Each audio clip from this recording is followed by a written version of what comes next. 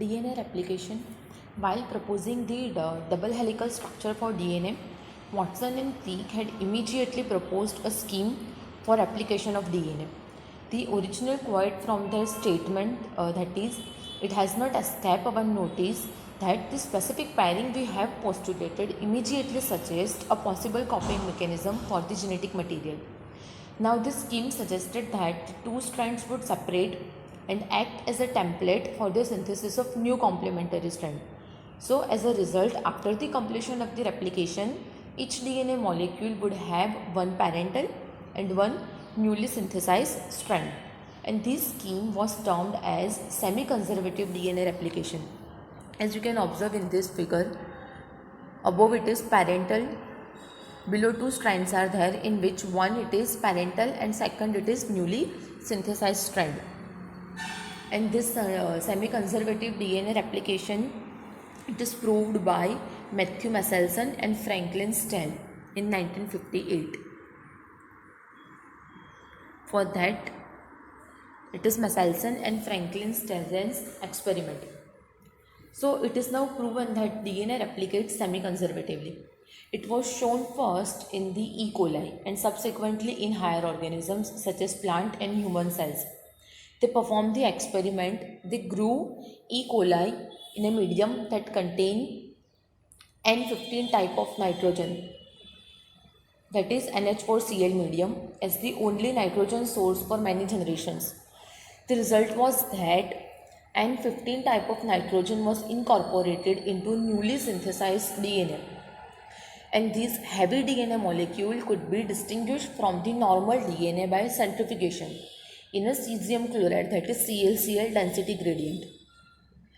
Now, after that, they transferred the cells into medium with normal NH4Cl that contains N14 type of nitrogen and took samples at various density time intervals as the cells multiplied and extracted the DNA that remained as double-stranded helicals. The various samples were separated independently on the cesium chloride gradients to measure the density of the DNA. Now, what results they obtained? So, as you can observe in the figure, the DNA that was extracted from the culture one generation after the transfer from that N15 to N14 medium, that is after 20 minutes, E. coli divides in 20 minutes. It has a hybrid or intermediate density. DNA extracted from the culture after the another generation, that is after 40 minutes, second generation.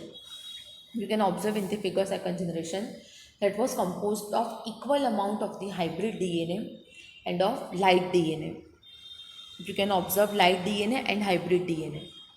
So this is the separation of DNA by centrifugation.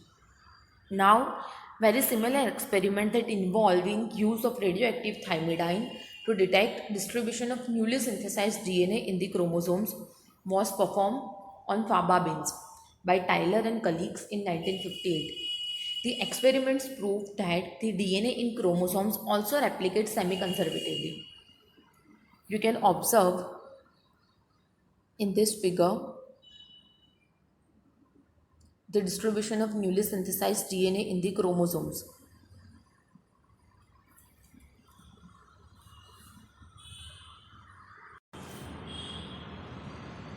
The machinery and enzyme. Now, DNA replication, it starts at a point called origin, that is ori. A unit of replication with one origin is called a replicon. During the replication, two strands they unwind and separate by breaking the hydrogen bond which is present between them in the presence of an enzyme, that is helicase. Unwinding of the DNA molecule at a point forms a Y-shaped structure called replication fork. The figure you have observed, that is a figure of replication fork. The separated strands act as a template for the synthesis of new strands. Now, this DNA replication, it take place in the 5' to 3' direction. Deoxyribonucleoside triphosphate, it acts as a substrate and it provides energy for the polymerization. First, a small RNA primer is there. It's synthesized in the presence of an enzyme that is primase. You can observe in the figure. In presence of an enzyme, DNA dependent DNA polymerase, many nucleotides they join with one another to primer strand and they form a polynucleotide chain that is new strand. Now during replication, one strand is formed as a continuous stretch in the 5' to 3' direction, that is continuous synthesis. And now this strand, it is called leading strand. So leading strand is what? Leading strand, it is the strand that formed as a continuous stretch in 5' to 3' direction. On the other hand, there is discontinuous synthesis or Okazaki fragments. That means they are formed in a small stretches in 5' to 3' direction, that is Okazaki fragments. The Okazaki fragments are then joined together to form a new strand by an enzyme that is DNA ligase. And now this new strand, it is known as lagging strand. If a wrong base is introduced in the new strand, then DNA polymerase can do proofreading also. E. coli, it can complete replication within 18 minutes, that is 2000 base pair per second. In eukaryotes, the replication of DNA takes place at S shape of the SS phase of the cell cycle. Failure in cell division after DNA replication, it can result in polyploidy. We have already discussed what is polyploidy in the chapter number 5. Now transcription. Transcription is the process of copying genetic information which is present in one strand of the DNA into the RNA. So the process of copying genetic information from one strand of the DNA into RNA is termed as a transcription process. The principle of complementary governs the process of transcription, except the adenosine complements now forms base pair with the uracil instead of the thymine. The DNA dependent RNA polymerase, it catalyzes polymerization only in 5' to 3' direction. And now 3' to 5' act as a template strand and 5' to 3' act as a coding strand. In this figure, you can observe bases that are used to make DNA and bases that are used to make RNA. In RNA, instead of thymine, uracil is used. You can also observe coding strand and template strand. Now both strands are not copying during the transcription, and the code for protein is different for both the strands. You can observe coding strands and template strand in the figure, and code for protein is different in these both strands, and this complicates the translation process. If two RNA molecules are produced simultaneously, this would be complementary to each other. It forms double-stranded RNA and then it prevents translation. Then there is transcription unit. In this figure, you can observe the transcription unit, structure of transcription unit. Transcription unit, it consists of 3 regions. See, here in this figure, you can observe. First, it is promoter region, that is yellow one. It is the binding site for the RNA polymerase. And it is located towards the 5' end, upstream 5' end. Second, it is structural gene. It is the region between promoter and the terminator. That blue colored, it is region between promoter and terminator, or where transcription take place. So that is the structural gene. And third one, it is terminator, that is orange colored structure, a site where the transcription stops. It is located toward the 3' end but the downstream. So this is the structure of transcription unit.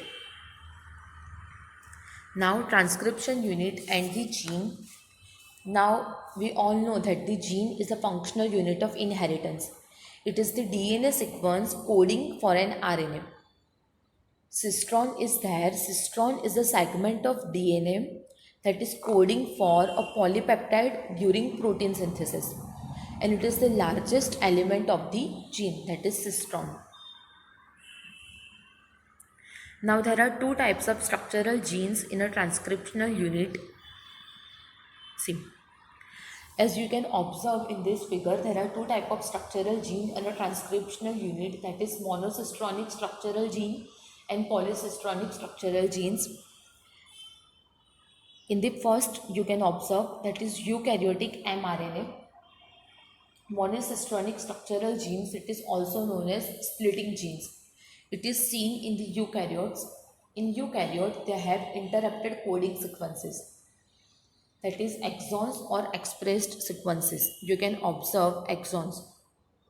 The genes in eukaryotes are split, so that is monocystronic structural gene. Another, it is polycystronic structural genes.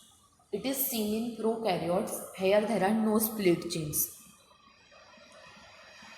Exons are said to be those sequences that appear in mature or processed RNA. The exons are interrupted by the introns. In the second figure, you can observe exons are there and they are interrupted by the introns. Introns or intervening sequences do not appear in mature or processed RNA. The split gene arrangement further complicates the definitions of a gene in terms of the DNA segments.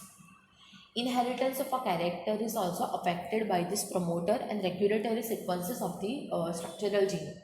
Hence, sometimes the regulatory sequences are loosely defined as the regulatory gene. Even though the sequences do not code for any RNA or protein, then after it is defined as the regulatory genes.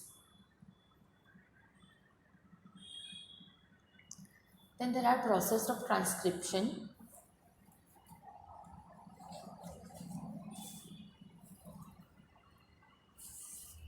In prokaryotes, synthesis of all types of RNA are catalyzed by a single RNA polymerase.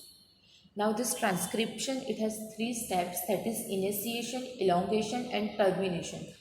As you can observe in the figure, three steps of transcription: initiation, elongation and termination. First, it is initiation.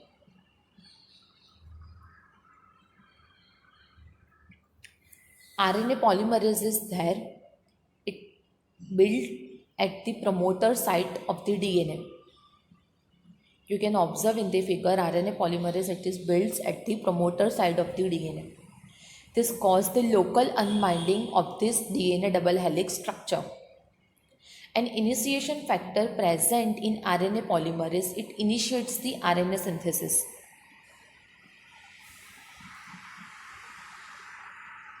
Then second, it is elongation. RNA chain, it is synthesized in 5' to 3' direction, right? So in this process of elongation, activated ribonucleoside triphosphate are added.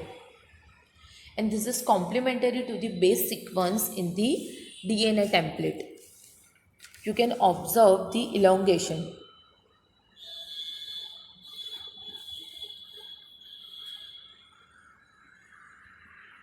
Then third, it is termination. A termination factor binds to the RNA polymerase. You can observe in this figure that orange color structure, that is RNA polymerase. A termination factor, Rho factor, it is bind to this RNA polymerase and it terminates the transcription process. So this is the transcription. In bacteria, transcription and translation, it can be coupled. That means translation begins before mRNA is fully transcribed. And now this mRNA, it requires no processing to become active. Transcription and translation, both the process take place in the same compartment. That means no separation of cytosol and nucleus. As you can observe in the figure, that there are no separation of cytosol and nucleus. Both the transcription and translation process take place in the same compartment. In eukaryotic cells, no coupling of transcription and translation. The first figure, that is prokaryotic cells, in which you can observe that is transcription and translation take place in the same compartment. That means there is no separation of cytosol and nucleus. But the second figure is of eukaryotic cells, that in that you can observe there is no coupling of transcription and translation.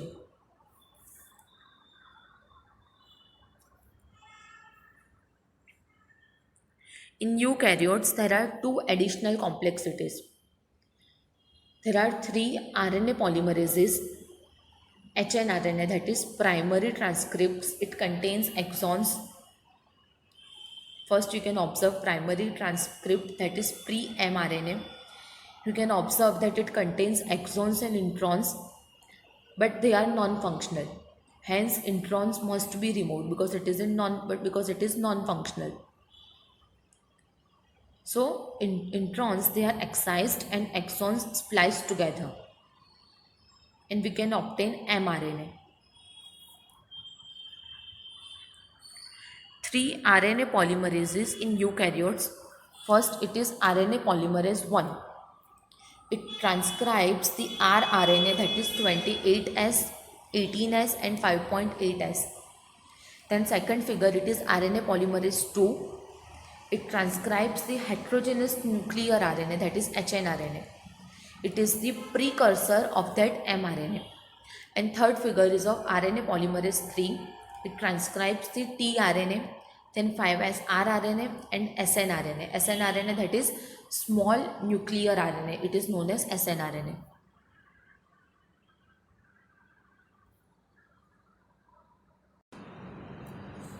Now the process of transcription in eukaryotes. Three phase, that is splicing, capping and tailing. Tailing, that is polyadenylation. So first is splicing. From hnRNA, introns are removed. As you can observe in the figure, introns are removed from hnRNA by spliceosome, and exons are spliced together. After that, it is the capping.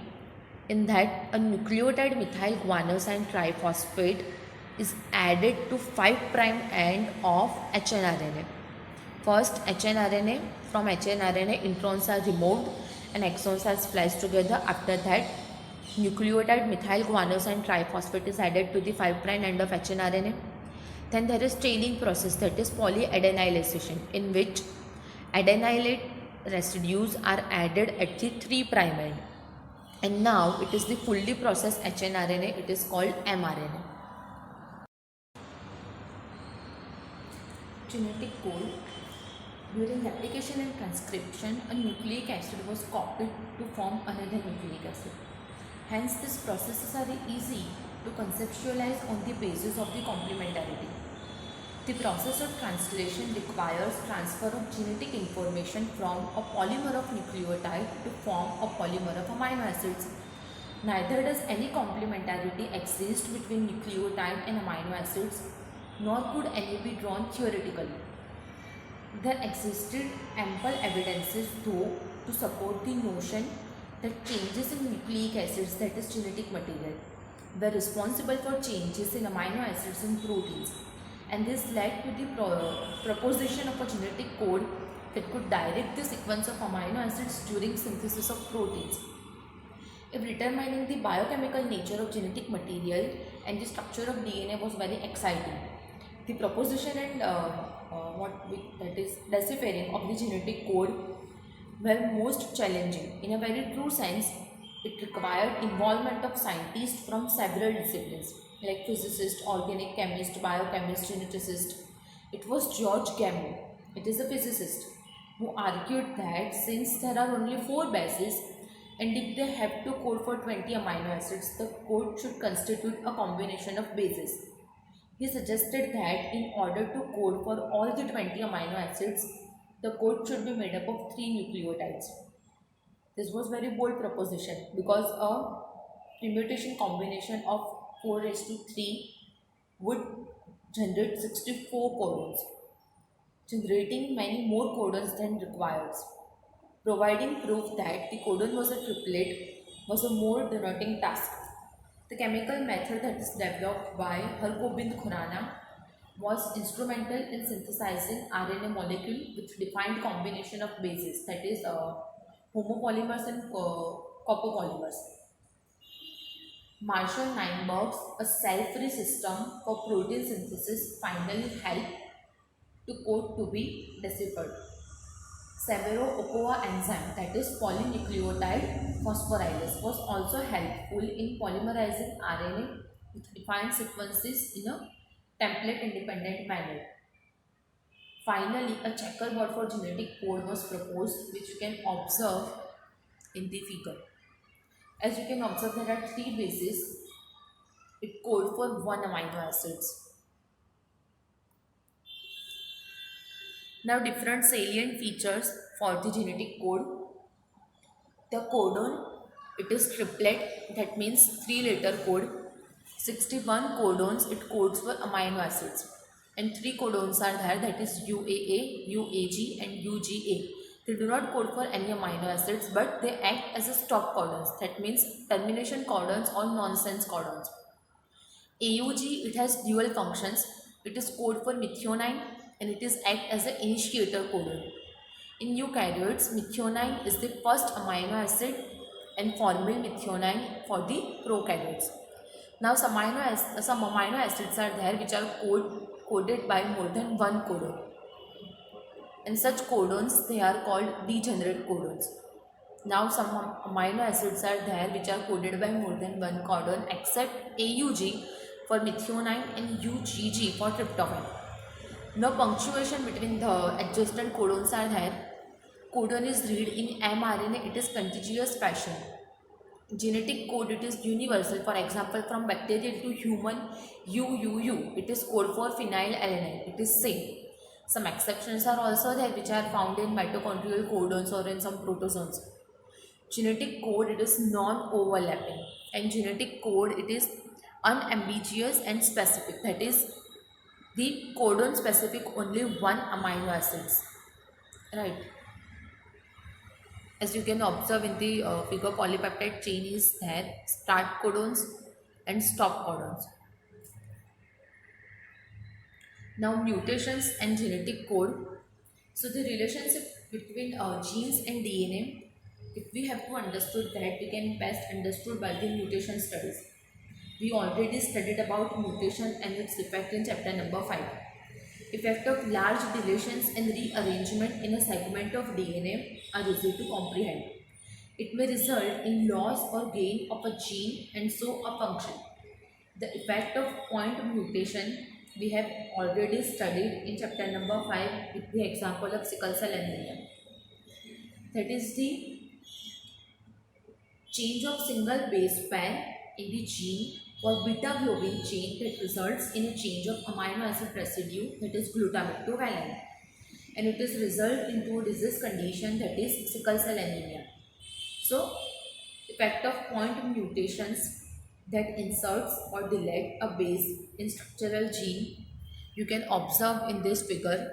In the second row, it is base substitution. Now, to understand the different effect,